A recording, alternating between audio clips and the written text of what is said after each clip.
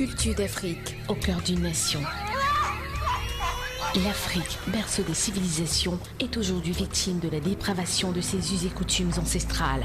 Son peuple, tombé dans l'acculturation sous les poussées impérialistes et coloniales, cherche ses repères. Musique, cinéma, peinture, sculpture et autres traditions ancestrales. Toute la culture d'Afrique sur Cannews 24. Lire, c'est important et surtout lire et comprendre, c'est encore mieux. Madame, Monsieur, bienvenue à cette autre édition de Culture d'Afrique sur Cannews 24. Aujourd'hui, nous parlons de la lecture. Devenir un lecteur engagé et performant, pourquoi et comment? Et pour en parler, on ne pouvait qu'avoir sur le plateau de Culture d'Afrique un écrivain, un homme de culture qui nous fait le plaisir de revenir à chaque fois que nous avons besoin de lui. C'est Christophe Yossamenkwa. Bienvenue sur le plateau de Culture d'Afrique. Bonsoir Eric et je salue vos nombreux téléspectateurs et les populations camerounaises d'Afrique cet après-midi. Alors aujourd'hui, on parle de devenir un lecteur engagé et performant. Pourquoi et comment? Bon, maintenant, il faut déjà, dans un premier temps, pour rentrer dans le vif du sujet, que signifie lire? Je vais définir de façon ouverte, pas de façon académique, pour dire simplement comme ça que lire, c'est déchiffrer, c'est décoder, des signes, Oui. des signes, des lettres, des mots, gravés sur un support. Oui. Ok? Donc, comprendre comme ça, lire, ce n'est pas seulement lire le livre. Quand on peut lire dans la nature, on peut lire sur un tableau de peinture, on peut lire sur un visage que la personne est triste, donc on lit de façon générale, on peut dire c'est ça. Voilà. Donc quand on parle de lire, on se circonscrit pas uniquement dans un livre. Dans un livre, bien entendu. Donc on peut lire dans l'environnement, on peut lire dans l'environnement, on peut lire dans la nature, on peut lire sur le visage de la jeune, de la gamine qu'elle est triste, donc il y a un problème, donc on peut lire chaque fois qu'il y a un signe, qu'il y a un chiffre, qu'il y a une lettre ou un mot inscrit quelque part. Ok, vous voyez un peu, le langage photographique d'un tableau ou d'une photo se lit, on peut comprendre le message qu'une photo transmet, alors on a pu lire la photo. Voilà, donc vous êtes écrivain et aujourd'hui vous conseillez, pourquoi est-ce que vous conseillez à ceux qui nous regardent de par le monde la lecture? Oui, pour plusieurs raisons. La première, vous savez, il y a des choses qui me gênent un peu. Les gens font trop d'efforts. Les gens souffrent énormément pour chercher des solutions, parfois à des milliers, des millions de kilomètres, parfois au prix de leur sang ou de leur vie.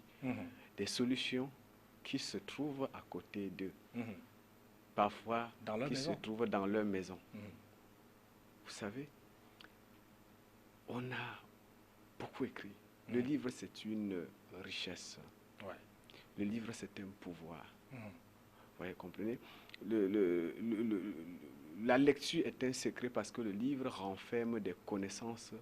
Le livre renferme la lecture est un grand pouvoir parce que le livre renferme des secrets, des connaissances et des richesses. Vous comprenez? La lecture permet le développement de l'esprit. La lecture est la meilleure nourriture. Écoutez, notre esprit est illimité. Et c'est dans un monde illimité qu'il faudrait aller chercher la connaissance pour développer le monde limité. Vous comprenez? Alors, notre esprit ne peut pas être limité. Et nous allons chercher la connaissance dans un monde limité. Et c'est la lecture qui est un monde vraiment ouvert, un monde illimité dans le temps et dans l'espace. Grâce à ces limites, il est difficile de développer le monde physique sans faire un tour dans la pensée. Et c'est pas la pensée c'est pas la lecture que la pensée se déploie véritablement pour développer le monde. Alors quand on lit, on a avalé la connaissance. Lire, c'est grandir, lire, c'est s'éduquer, lire, c'est se former, lire, c'est se développer, lire, c'est s'instruire, lire, c'est tout ce qu'il y a de grand, de fort et d'important. La lecture est donc un pouvoir qui est à côté de nous, mais que nous utilisons très peu. Ouais. Donc on peut dire en un mot que la lecture est un art. La puissance, c'est la qualité particulière de quelque chose, sa capacité d'agir. La lecture permet d'agir. Donc la lecture est une puissance, la lecture est un pouvoir. Mais combien de personnes jouissent-ils profit de ce pouvoir que Dieu nous a donné et qui est libre et gratuit? La lecture, comme vous avez dit, est un art. D'accord, c'est-à-dire que nous ne concevons pas, je ne conçois pas moi, que la lecture, la capacité de lire ou l'amour pour la lecture soit un don inné. Vous comprenez? Et que ceux qui n'aiment pas la lecture ou qui ne savent pas lire, que ce soit une fatalité ou bien une héritière, c'est-à-dire qu'il appartient à une famille de gens qui lisent, donc il lit. Il aime la lecture parce que son père lisait. Ou lui, là, il ne va jamais aimer la lecture parce que son père n'aimait pas.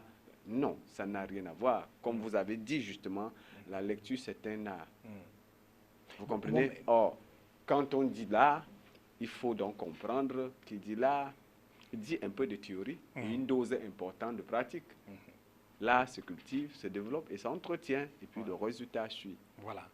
Et maintenant, on constate généralement que les Africains, puisqu'on dit que pour cacher quelque chose à un Africain, il faut mettre cette chose-là dans un livre.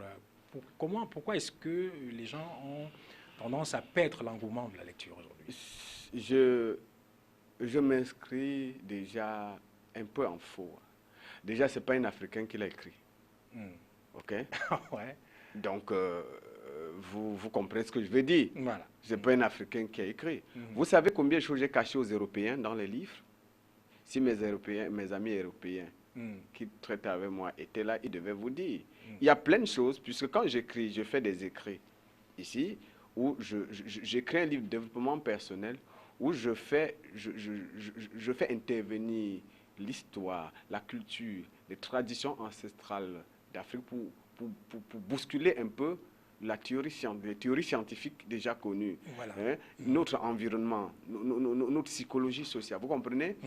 Forcément, je développe des choses qui emploient ce qui est développé du côté de l'Occident, mais qui intègrent des forces supplémentaires que si l'Européen ne lit pas et qu'il est en Afrique, il veut fonctionner avec l'Africain, il ne pourra pas s'en sortir. Il ne pourra pas s'en sortir. C'est-à-dire qu'il y a un outil. Alors, ça veut dire que les écrivains africains aussi cachent des choses aux Européens dans les livres. Donc, il ne faut pas dire... Bon, maintenant sur le plan général, je voulais dire ceci.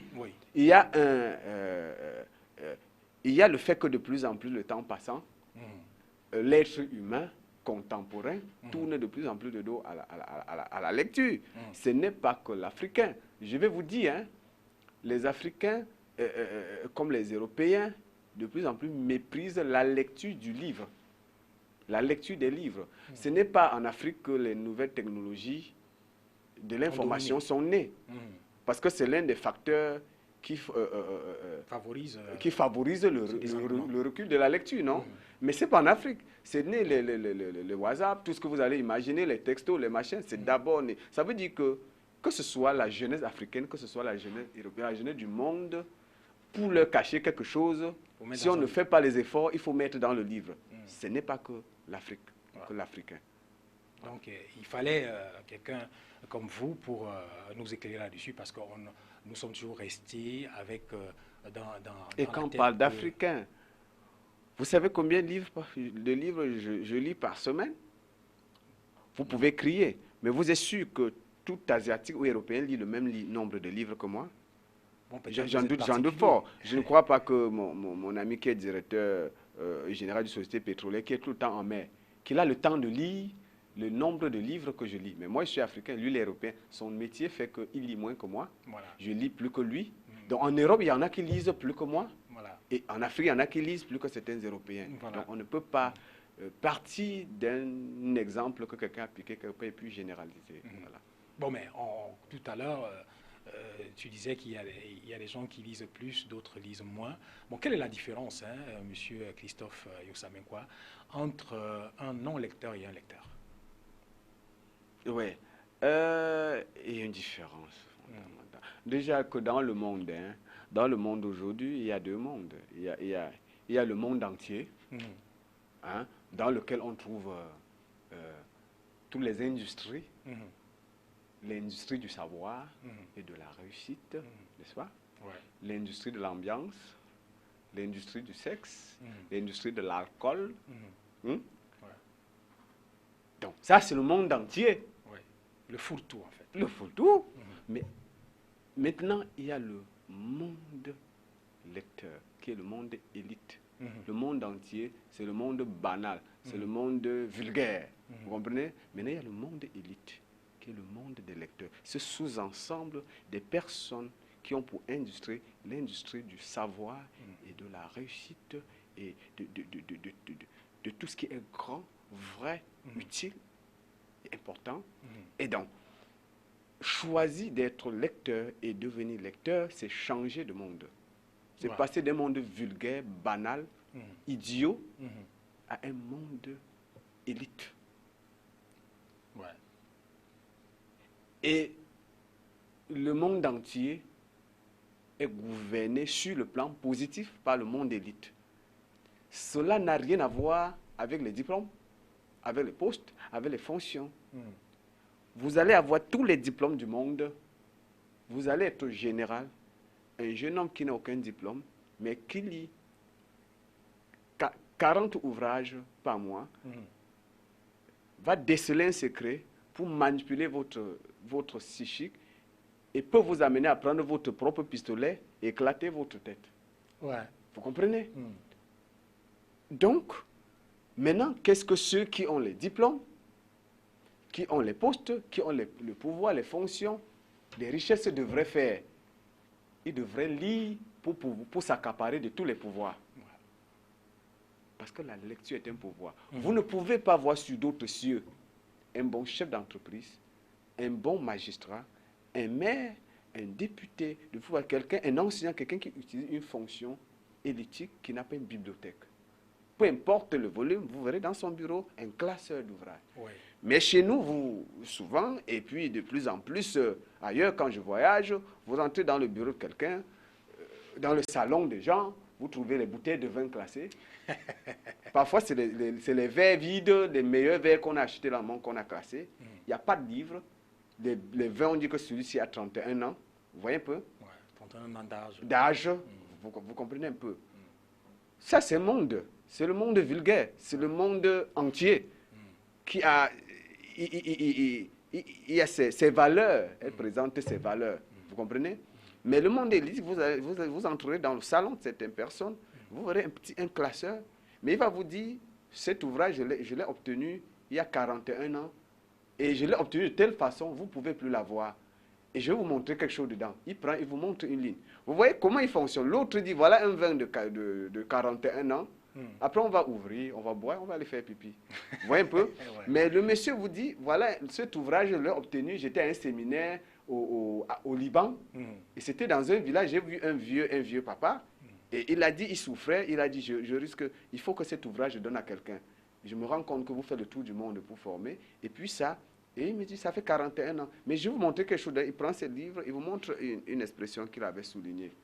Vous comprenez? Vous partez avec cette expression, vous pouvez développer le monde ou le tordre sur un bout.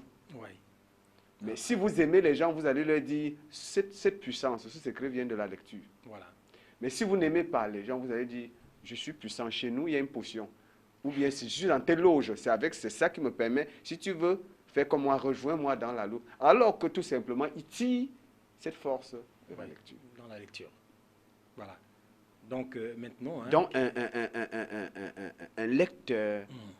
un lecteur accédera au développement personnel,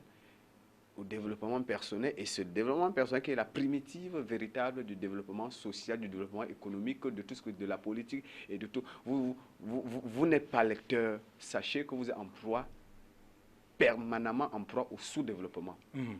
Votre niveau de développement n'est que temporaire. Parce qu'à tout moment, si vous êtes entouré par des lecteurs, des gens qui lisent, alors vous pouvez être invincé. Ouais. Et alors maintenant, hein, on parle de... Vous êtes chef d'État, vous ne lisez pas, vous signerez n'importe quoi qu'on vous a présenté, n'est-ce pas? Ouais. Et on imagine ce que ça veut dire, n'est-ce pas? Exact. Voilà.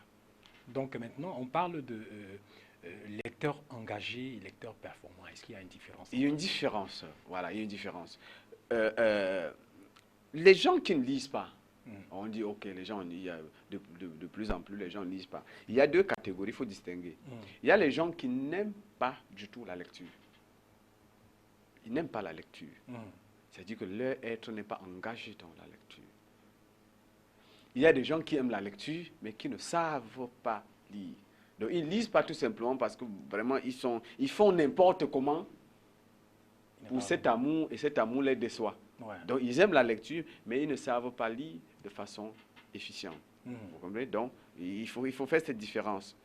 Ouais. Et nous, quand nous faisons même le coaching, il faut d'abord essayer de consulter pour comprendre quel est le problème de la personne. Oui, parce que le premier groupe de gens qui détestent la lecture, il faut d'abord engager leur être à la lecture. C'est-à-dire, la première chose à faire, c'est de les amener à aimer la lecture, à épouser la lecture comme l'un de leurs favoris, comme l'un de leurs meilleurs passe-temps, comme l'un de leurs meilleurs outils. Vous comprenez? Donc, ça se fait. Bien, maintenant, les autres qui aiment de la lecture, mais qui ne savent pas lire, il faut les former à lire de façon efficiente. Il faut les former à une pédagogie, à une méthodologie, à une technique, des techniques de lecture. Voilà. Donc, il y a une différence entre les personnes qui n'aiment pas la lecture et les personnes qui ne savent pas lire. Vous comprenez? Donc, maintenant, que faire? Il faut donc, je pense, on peut rentrer là-dedans. Ouais. Voilà. Donc maintenant, hein, comment devenir un lecteur engagé? Comment devenir un lecteur engagé? Maintenant que nous avons compris que tout le monde devrait s'engager à la lecture. Tout le monde qui nous suit, chacun devrait comprendre qu'il y a un secret à côté de lui, il y a un pouvoir, il y a un outil important, gratuit. Et que s'il lit désormais un ouvrage, même s'il est petit, par semaine, dans des domaines différents, il peut compter 52 ouvrages lus par an. Et s'il fait 3 ans ici, qui se compare à un docteur qui n'a lu que des unités de valeur, qui n'aime pas la lecture, qui lit par contrainte les feuilles, il va composer, il avance, et qui en un an n'a lu que ces unités de valeur. Entre les deux, qui a le vrai pouvoir, qui est cultivé, qui a le savoir vrai. Donc, maintenant, comment devenir un lecteur engagé? Autrement dit, comment engager son être à la lecture? De sorte que désormais, son psychique a cette envie de dévorer à chaque fois la lecture. Je pense qu'il faut qu'on rentre dans notre ouvrage. Parce que nous l'avons dans notre ouvrage, les clés de la réussite sociale et professionnelle, qui a pratiquement 20 chapitres. L'un des chapitres dedans, c'est justement ça, de tirer profit du secret, du pouvoir, celui de la lecture. Donc, là, j'aimerais que les gens comprennent que à la page voilà, 142, voilà, comment devenir 142. Un lecteur engagé et performant. Donc, si on a opté, il faut qu'on comprenne qu'il n'existe pas au monde une école spéciale qui forme l'individu pour le savoir-vivre hein, et le savoir-faire. Ces savoirs sont le fruit des rencontres humaines ou de la lecture. Le mec qui défie l'école, c'est les rencontres humaines, les conférences. Voilà là on tire le savoir, non? En dehors, c'est à la lecture. Et maintenant, bien, que faire donc? Partageons mon expérience, n'est-ce pas? Oui. Quelqu'un qui n'aime pas la lecture, je l'invite à faire ceci. Commencez par contempler avec questionnement la nature. C'est-à-dire que sa lecture ne peut pas commencer par les livres. Ça, c'est pas possible. Donc, il faut commencer par la nature. Par la nature. Et vous entendez, les fumeurs disent souvent, j'ai arrêté de fumer. Et après, le lendemain, vous le verrez avec une bâton de cigarette. Parce qu'il n'a pas cherché la solution loin. Quelqu'un qui n'aime pas la lecture, s'il dit, vraiment, on lui dit, si tu lis un livre chaque jour, je vais te récompenser. Voilà. Il va se mettre à lire, mais après, il va se lasser. Il va abandonner. Mais il faut qu'il commence loin. Laissez le livre, commencez par la nature. Vous comprenez? Vous contemplez la nature. Il s'intéresse à la disposition des différents éléments constitués de la nature autour de lui, à l'enchaînement et à l'orientation des éléments constitutifs, tels que la verdure, les rochers, le ciel, les œuvres architecturales. Ça, il commence par là. Il prend un temps. Et voilà sa part, son devoir tous les jours. Il peut le faire pendant 2 semaines, 3 semaines, 1 mois. Il n'y a pas de pression, puisqu'on veut lire toute la vie. Ça ne sert à rien de s'empresser pour rater le but. Ouais. Progressivité. Là, le psychique, c'est une thérapie. Voilà. Voilà. Après la nature, quand le résultat est là, maintenant la maison d'habitation. Voilà la deuxième étape. On rentre dans la maison d'habitation. Pour s'intéresser à l'ossature, ça paraît banal. Mais vous entrez, vous sortez. Mais désormais, Christophe Menkoua vous dit, attention à cette étape, intéressez-vous chaque fois que vous entrez, chaque fois que vous sortez, à la forme de votre maison. Voilà. Vous regardez ça, cette forme-là, c'est vous qui l'avez fait, mais c'est une lecture que vous faites maintenant. Qu'est-ce que ça vous inspire, la forme que vous avez mis là, ou bien qu'elle a. Donc la forme, l'ossature, la disposition des différents éléments, le nombre de pièces. Voilà. Pas de compter, mais de lire le nombre de pièces. De lire les pièces, chaque pièce. Vous le faites ça, les carreaux, le nombre de pièces de carreaux. Vous voyez, je ne suis pas sûr que dans cette salle, vous connaissez le nombre de pièces de carreaux qui est au sol. Mais quelqu'un que je forme à la lecture et qui travaille ici doit savoir que on m'a dit de lire. Ça veut dire que je dois tout. Alors, il doit pouvoir compter le nombre de pièces et se demander, mais pourquoi cela est comme ça? Il doit comprendre le message. Pourquoi? Donc, le nombre de pièces de carreaux au sol, le nombre de marches d'escalier, vous comprenez? Il ne monte pas et descend comme d'habitude. Mais désormais, il va marcher en comptant, en lisant. Et il risque de voir que certaines marches sont même plus larges ou plus hautes que d'autres.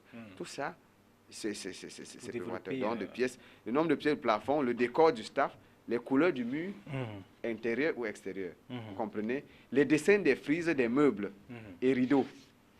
Parcouru de ses yeux, couché dans son lit, chacune des feuilles de plafond avant de s'endormir. Le matin au réveil, faire la même chose. Cela ferait du bien pour un début. Vous comprenez? Voilà. Après cette étape, quand on se sent bien là-dedans, on passe à l'étape suivante, l'étape 3, les photos et tableaux de peinture. Les photos et tableaux de peinture. Généralement, nous regardons un tableau de peinture, nous regardons le beau. Nous regardons une photo, nous regardons le beau. Mais vous oubliez que le peintre, un tableau de peinture, c'est un livre. C'est un roman ou une histoire ou un message qu'il voulait transmettre. Donc, quand vous regardez maintenant, cherchez à déchiffrer le message du tableau. Les photos, chaque photo transmet un message, un langage positionné ou artistique d'une photo. Celui qui s'est filmé, en se mettant là, il voulait passer un message. Cherchez, vous n'aboutirez peut-être pas, mais le fait de chercher, de lire cette photo en cherchant à comprendre ça, vous êtes en train de faire un travail. Un travail, oui. Donc, là, la troisième étape, c'est les photos et tableaux de peinture. Les contempler en prenant du temps de s'intéresser, en s'intéressant aux couleurs, en y recherchant des langages positionnés et artistiques. Vous comprenez? Le langage des images et des couleurs, les messages des cartes, et en cherchant le lien ou schéma événementiel logique entre plusieurs photos. On vous verse les photos d'un mariage, mais il y a un lien logique entre les photos. Donc ça, c'est la préparation. C'est un travail psychologique. Voilà. Quand cette étape est passée, c'est bon, on peut passer, c'était les photos et les tableaux. Maintenant, on passe aux romans photos et aux bandes dessinées. Et il y a beaucoup de photos, plus de photos et un peu d'écrits. Vous voyez? Bon, comme il aime les photos déjà, il va s'intéresser aux photos, mais ses yeux vont lire le petit écrit qui est là. Vous voyez un peu? Et là, il est en train d'avancer. Voilà, s'il frotter régulièrement, lire régulièrement les photos. Nous, notre force, nous lisons Black le Rock, sans publicité, les capitaines Mickey à l'époque. Vous voyez un peu? On a beaucoup de ces choses-là quand on était petit. Et ça fait que l'être aime la lecture au fur et à mesure. Vous voyez? Est-ce que les gens lisent encore ça? Bien. Après cette étape, c'est intéressé maintenant aux nouvelles éducatives pour enfants. Vous voyez, les nouvelles éducatives pour enfants sont écrites en gros caractères. Et il y a maintenant beaucoup plus d'écrits, mais un peu d'images qui illustrent. Tout à l'heure, roman photo, c'était l'inverse. Les romans d'ici, c'était l'inverse, beaucoup plus d'images et un peu d'écrits. Maintenant, c'est beaucoup plus d'écrits et un peu d'images pour illustrer. Donc, on passe au roman, on est grand, on est adulte, mais il faut, là, c'est les romans, les nouvelles éducatives, je voulais dire, pour enfants. Voilà. Vous les lisez, c'est facile à lire, le langage est simple, mais l'histoire est souvent très captivante et amusante. Et là, vous allez avaler, vous allez vous retrouver à avaler. Hein, nous, dans notre maison d'édition, il y a la collection Marco pour enfants. En Europe, il y a la bibliothèque rose, bibliothèque verte. Il y a beaucoup d'ouvrages dans ce sens en publicité. Hein, voilà, que en lisant, vous allez voir, c'est très amusant et intéressant, mais vous entrefaites un travail. Vous comprenez? Puis maintenant, à la 6e étape, passez au guide simplifié pour adultes. Vous voyez? C'est des guides qui vous résolvent un problème.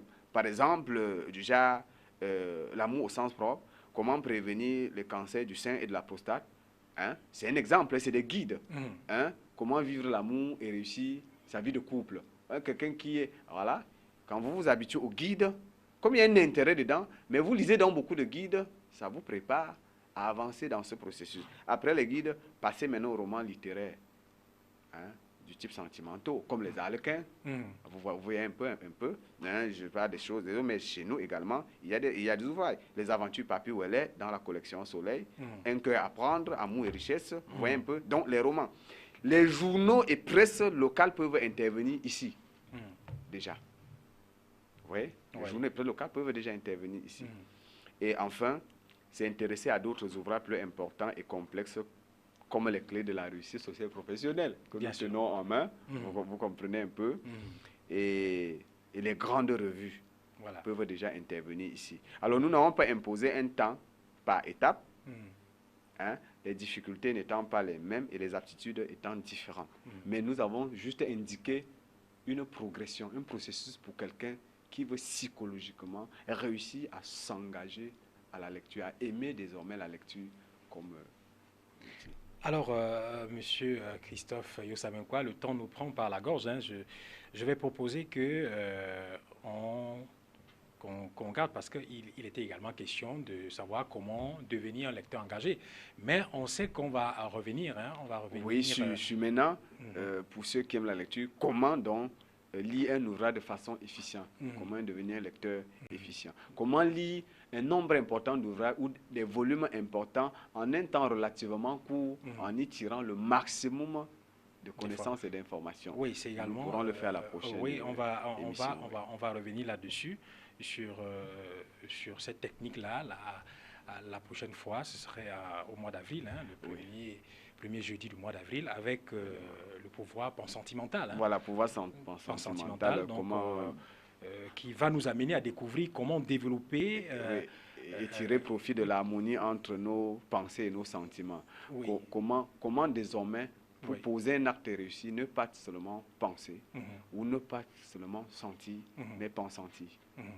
Donc, comment pensentir en toutes circonstances pour réussir. C'est un grand rendez-vous que nous invitons tous nos téléspectateurs de regarder ensemble avec nous le 7 avril 2016. Merci Christophe Yosamenkwa d'avoir accepté l'invitation de Culture d'Afrique. C'est toujours un plaisir d'être là et le mois prochain, je serai encore là. Alors, madame, monsieur, c'était Culture d'Afrique. Aujourd'hui, nous parlions de comment devenir un lecteur engagé et pourquoi et comment, donc, ensemble avec Christophe Yosamenkwa, nous avons déchiffré. Nous allons revenir le mois prochain avec déjà la suite de ce thème et également voir le pouvoir pensentimental. À bientôt. Culture d'Afrique, au cœur d'une nation. L'Afrique, berceau des civilisations, est aujourd'hui victime de la dépravation de ses us et coutumes ancestrales. Son peuple, tombé dans l'acculturation sous les poussées impérialistes et coloniales, cherche ses repères. Musique, cinéma, peinture, sculpture et autres traditions ancestrales. Toute la culture d'Afrique sur Cam News 24.